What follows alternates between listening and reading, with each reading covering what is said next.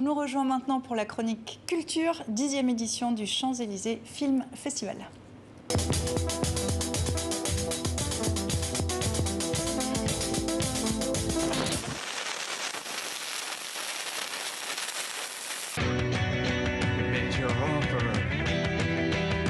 Too soon. You're seeing as one. Just already asking if we'd be together tonight. I was raised by different standards, and it wouldn't seem right.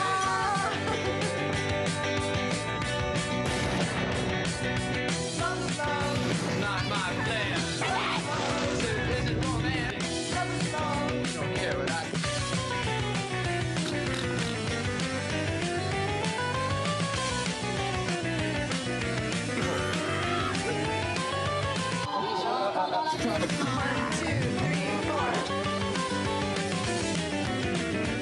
C'est l'un des événements ciné de cette rentrée, le Champs-Élysées Film Festival.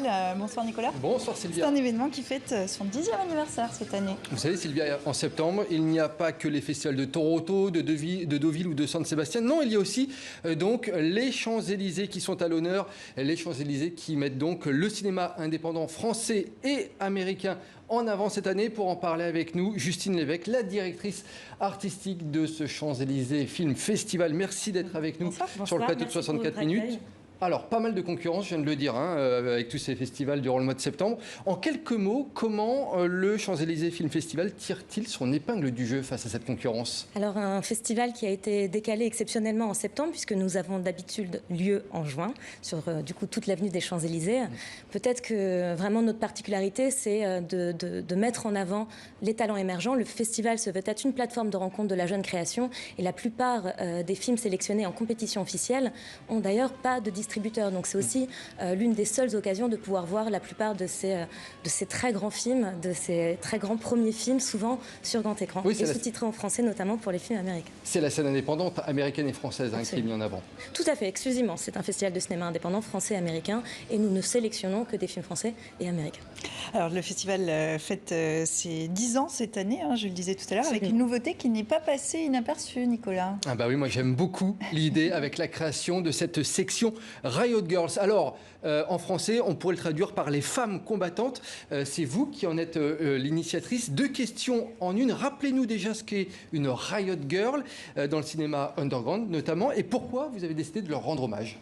Alors déjà, il y a effectivement une réappropriation même de ce mouvement musical qui est avant tout les Riot Girls, un mouvement musical américain plutôt côte ouest des années 90. Il y a eu une volonté de se réapproprier ce terme en l'écrivant de manière, comme ça se dit en anglais, sans tous les R de ce fameux mouvement musical. Et il y a une volonté, en fait, effectivement, par rapport à des tendances actuelles, des courants de pensée qui notamment m'animent énormément, c'était aussi se questionner, de partir par le prisme du cinéma, de se questionner, un petit retour en arrière, une excursion dans le passé, et se poser des questions, s'interroger sur des films emblématiques d'une certaine indépendance, et quel serait un peu aussi l'impact et l'influence de ces insoumises. Les Riot Girls, à la base, ce sont des femmes qui revendiquent leurs droits. C'est ça, avant tout, des Riot Girls. Effectivement, à la base, comme je vous le disais, c'est parti d'un courant musical du coup, qui date des années 90. Et là, ce qui m'intéressait, puisque c'est effectivement des films qui ont en toile de fond vraiment la scène punk, mais là c'est plutôt des films punk et féministes, mais punk même dans l'état de pensée, dans une façon d'être, une façon de penser, c'est-à-dire que c'est quand même des femmes qui à un moment donné ont pris leur caméra, là à une époque où des réalisatrices, il n'y en avait peut-être pas tant que ça, ou en tout cas, elles n'avaient pas vraiment beaucoup de visibilité, et c'était vraiment... elles ont pris leur caméra et elles ont voulu poser leur regard sur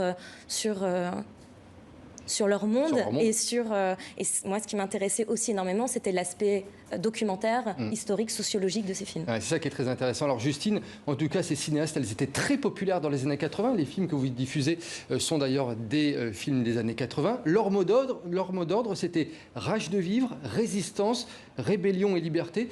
Des thèmes encore très actuels, et effectivement tout un programme. Des thèmes absolument toujours très actuels, puisqu'on a fait une sélection du coup de 5 longs métrages, 2 longs métrages français, 3 longs métrages américains. Et ce qui est absolument incroyable, édifiant, c'est que ces films ont pour la plupart 40 ans, ils n'ont pas perdu une ride. Et c'est aussi se rendre compte que tous ces questionnements étaient déjà là. Et c'est aussi se poser des questions sur qu'est-ce qu'il en reste aujourd'hui. Et ce qui est formidable, c'est que le festival a déjà commencé. La plupart de toutes les séances des Riot Girls sont pleines. Et c'est essentiellement des jeunes femmes qui sont dans la salle, un jeune public, pas que des femmes, heureusement, un jeune public qui vient redécouvrir ces œuvres longtemps restées peu visibles, difficilement visibles. À vous entendre, c'est plus très punk d'être féministe en 2021. Heureusement, il y a des choses qui évoluent. Heureusement, les choses changent, évoluent chaque année, et il y a des prises de conscience, des déconstructions, des nouveaux regards qui se posent, et c'est réjouissant. Cette section, pardon, allez-y. Oui, et pourtant, je vous laisse la parole après Sylvia, mais pourtant, vous avez cette année la plus punk des cinéastes des Riot Girls, Suzanne Seidelman, c'est une super invitée. Hein. Voilà, elle est juste le signaler. Extraordinaire. Cette section Riot Girls, elle a vocation à s'installer dans la durée, vous allez la reconduire ? On prépare de belles surprises pour l'année prochaine. Effectivement, l'idée, c'est d'avoir maintenant toujours une section qui serait une section culte, aller dans le passé, s'interroger sur des films emblématiques, les faire redécouvrir sur grand écran, comme là, par exemple, les 3 longs métrages américains programmés ont été sous-titrés pour le festival. C'est du coup faire un vrai travail aussi de recherche au niveau des archives, et de pouvoir faire redécouvrir à la jeunesse parisienne, et faire se rencontrer différentes générations. C'est ça aussi qui Une m'intéresse. récompense peut-être même à la clé ? C'est une surprise. Il va falloir la réinviter parce que voilà. Elle nous laisse la Dans surprise. un an, ça sera en juin ou en septembre ? Ce sera en juin. Ce sera en juin, c'est tout ce qu'on vous souhaite. Voilà, le Champs-Élysées Film Festival, c'est donc à Paris. Il a lieu jusqu'au 21 septembre. Merci beaucoup, Justine Merci Lévesque. beaucoup pour votre accueil. Et merci, Nicolas. Merci à demain. Sylvia, à demain. Elle est la star, elle, de la série québécoise Sortez-moi de moi, Sophie Laurin, et l'invitée de Patrick Simonin. C'est cette fois au Festival de la Fiction de La Rochelle.